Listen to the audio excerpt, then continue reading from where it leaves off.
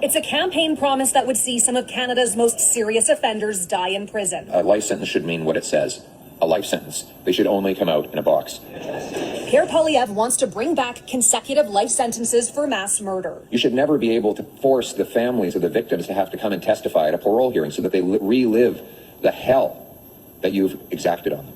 To follow through on that pledge, Poilievre is vowing to use the notwithstanding clause, which allows Parliament or provincial legislatures to override charter rights. I think this is a very dangerous step. I believe that we should not be using it. It really won't change anything in terms of public safety. In 2022, the Supreme Court found consecutive sentences amounted to cruel and unusual punishment. The case involved the gunman in the Quebec City mosque attack, who killed 6 Muslim worshippers. His sentence was reduced from 40 years with no parole eligibility to 25. Poilievre cannot point to one mass murderer who was given a life sentence who is back on our streets. It simply doesn't happen.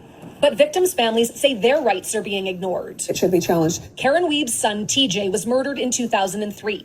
She runs an organization to help others like her. People say, well, 120 years, that's kind of ridiculous. But it isn't ridiculous to the families because it separates out their loved one and makes it clear that their loved one had value. Several provinces, including Quebec, have invoked the notwithstanding clause, but it's uncharted territory for a federal government. Poilievre insists he would only take this unprecedented legal step to, in his words, fight crime.